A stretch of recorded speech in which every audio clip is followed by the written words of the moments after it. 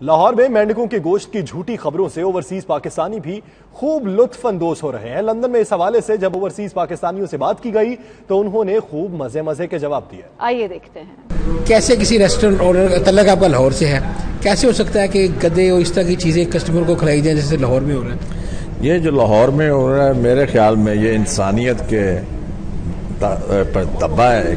لوگوں کو سوچنا چاہیے کہ ہم انسان ہیں اور یہ جو گندی حرکتیں کرتے ہیں یہ بالکل نہیں ہونی چاہیے۔ گورنمنٹ کو سٹیپ لینا چاہیے، ان لوگوں کو قرار واقعی سزا دینی چاہیے تاکہ آنے والے جو لوگ دوسرے ہیں نا ان کو سبق ملے، کیونکہ یہ بہت بری بات ہے، انسانیت پہ ظلم ہے یہ نا۔ جب سے میں نے یہ خبر سنی ہے کہ لاہور میں مینڈک کا سپلائی اینڈ ریسٹورنٹ سارا کچھ، تو پہلے یہ گدوں والی خبر کم تھی کیا کہ اب مینڈک کا سپلائی کرنا شروع کر دیا۔ انٹرنیشنل لیول پہ ان کا کیا امپیکٹ پڑ رہا ہے، ان کو خود سوچنا چاہیے۔ ایز اے مسلمان ہونے کے ناطے تو میں سب سے پہلے یہی کہوں گا کہ یہ جو آپ نے مجھے کہا ہے مینڈک، گدے اور جو سب مرے ہوئے مطلب جانوروں کو گوشت کھلانا، سب سے پہلے تو اس کا وہ جو شخص ہیں ان کے تو اب ایمان ہی نہیں ہے، سمجھے نہیں۔ سب سے پہلی بات کہ کھانے پینے کا کام جو ہے وہ اتنا پاک کام ہے، اتنا عبادت والا کام ہے کہ آپ اللہ کے رزق کو بنا رہے ہو اور پاک اور صاف اللہ کے بندوں کو آپ دے رہے ہو اور آپ اللہ کے بندوں کے پیٹ بھر رہے ہو اچھا کھانا پکا کے۔ میرے نظریے سے